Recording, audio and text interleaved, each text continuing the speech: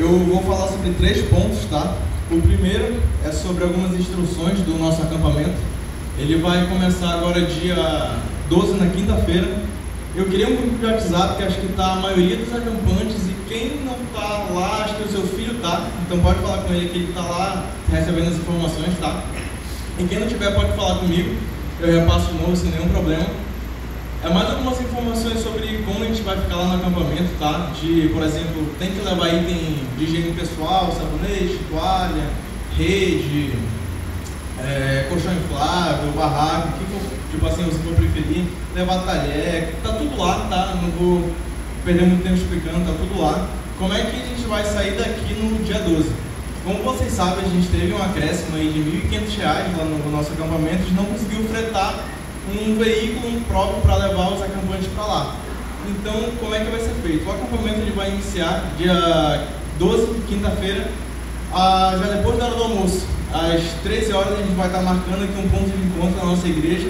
Para cada pai vai ficar responsável por levar seu filho. E eu estou pedindo aqui a ajuda de quem tem, no caso, carro, se eu tenho um filho. A gente vai ter aqui um ponto de encontro, então quem tem carro com vaga disponível para levar os acampantes para lá, eu agradeço muito, tá? A gente vai se encontrar aqui às 13 horas e vai sair para lá. Na volta, nosso acampamento vai acabar no domingo, dia 15 já. A gente vai almoçar lá e já vai começando a arrumar as coisas para a gente se retirar de lá por volta das 14h30, tá bom? Mesmo esquema, a gente vai finalizar lá, vai almoçar e eu conto com a ajuda dos pais para a gente retirar todos os acampantes de lá. O segundo ponto que eu ia falar é sobre a parte financeira lá do acampamento. Eu digo que a gente já está com 95% das contas já quitadas. A única coisa que falta é uma parte da alimentação no último dia de acampamento, já está, fora isso já está tudo quitado, buffet, terreno, tudo mesmo. E a gente só está precisando de R$300. Então eu queria pedir aqui dos irmãos, se alguém puder ajudar o nosso grupo. Se a gente pedir para 10, aí vai ficar 30 por pessoa. Pode falar comigo, é só R$300 que está faltando para a gente ter todas as contas do nosso acampamento quitadas. Estou tentando convencer pelo amor, se não for, seu filho vai ficar com fome no último dia, tá? Então, brincadeira, mas quem quiser me ajudar, a gente está aí, pode me falar, 10 pessoas de R$30. E o último ponto, que não estava nem planejado eu falar, ontem eu fui convidado para tocar em uma igreja, lá na primeira igreja batista da Cidade Nova, e era um evento que não era voltado para a juventude, inclusive acho que eu era uma das pessoas mais novas lá, e como a gente ia tocar lá, eu fiquei lá para assistir o culto, e o pregador lá, o pastor, ele estava falando sobre outro assunto que não era nem sobre a juventude, mas teve uma parte que ele falou sobre juventude, e ele falou a seguinte frase: hoje, a maioria dos pais estão ensinando indiretamente os seus filhos a colocarem o reino de Deus em terceiro, quarto, quinto lugar. Assim que ele falou isso, eu estava só observando um bando de pais, assim, todo mundo olhando para o outro e discordou. Não, isso aqui não é possível. E ele também falou a seguinte frase, para ele começar essa minha reflexão dentro da mensagem, né?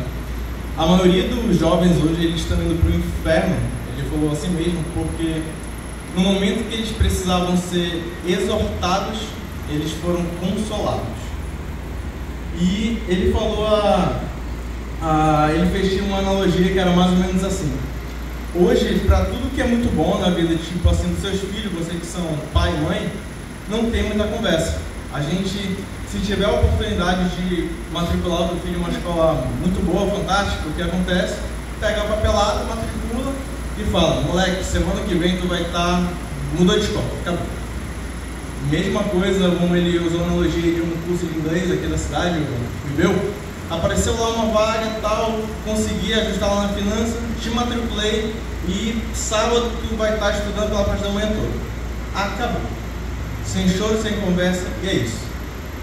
E ele fazia uma analogia que quando é para as coisas de Deus, parece que a responsabilidade sai diretamente dos pais e vai para os filhos.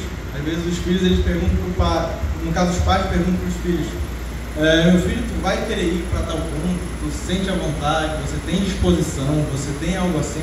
Surgem 350 variáveis. E ele, inclusive, ele falou lá assim: pergunta para o teu filho que estuda no turno vespertino, né?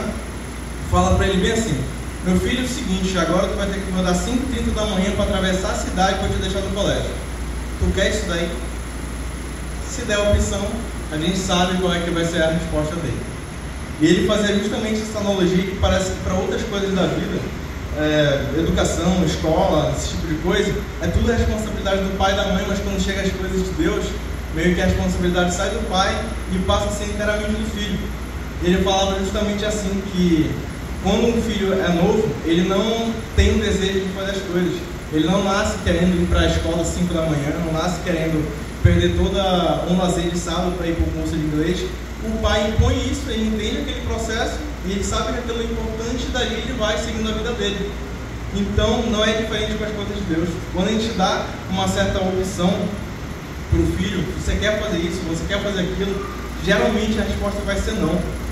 E quando essa resposta é não, às vezes não gera o envolvimento que a gente precisa para a obra de Deus continuar. E, por exemplo, ele citou outra frase também, que a maioria dos jovens hoje tem uma data de validade determinada. Ninguém naquela hora entendeu foi nada.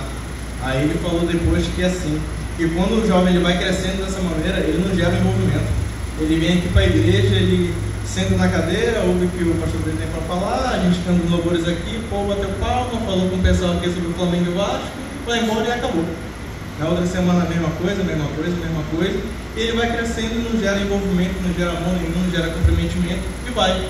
E quando essa data de validade que ele falou chega, e quando a pessoa ela começa a se autogovernar, sai de casa, tem seu emprego, ele vira aquela pessoa que ele crê em Deus, né? Mas ele não vai para a igreja. E assim vai criando um, vai criando outro, vai criando outro. E daqui no futuro, daqui a uns 10 anos, essa mesma pessoa que fala eu creio em Deus, mas eu não vou para a igreja, é um perigo. Isso que a gente está aqui, se for seguir essa metodologia, não vai ter. E ele também finalizava falando dessa frase, ele finalizou falando uma frase que inclusive serve muito para o nosso contexto, que a gente está aqui construindo um templo, né, que é muito bonito. A gente tem expectativa de ver ele pronto e tudo, né, a geração do pastor Brito, meu pai e tudo, mas quem vai tocar isso daqui para frente é a minha geração, Dona Clara, Clarice, o Marquinho, o Juan, e vai embora.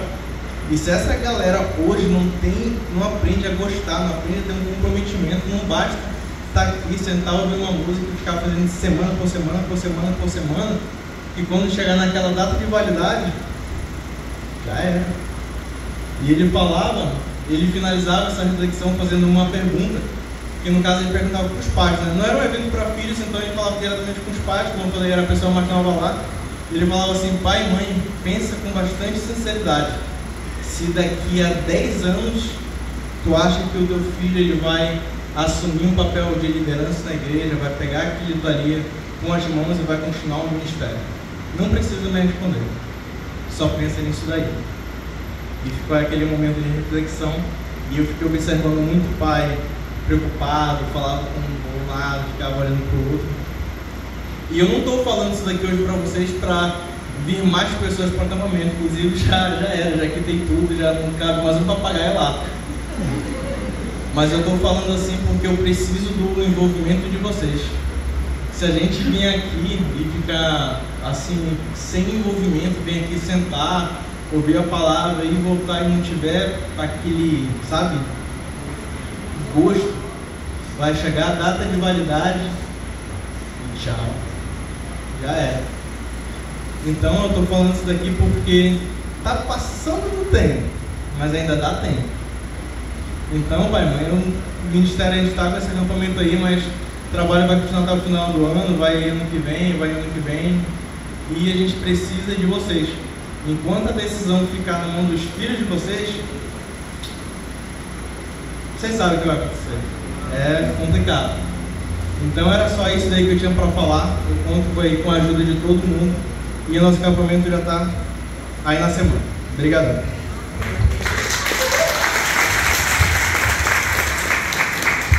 Queria ter um filho desse.